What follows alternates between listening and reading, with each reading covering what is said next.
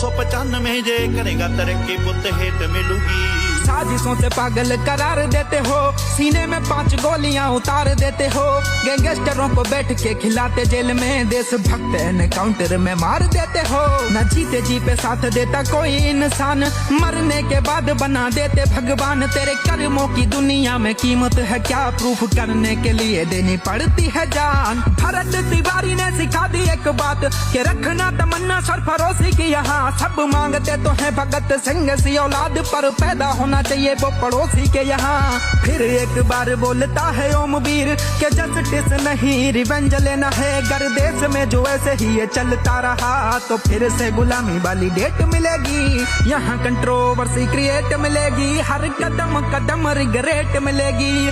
सच बोलने से तेरे बैरी बढ़ेंगे, तेरी बढ़ती तरक्की तेरी डेथ बनेगी।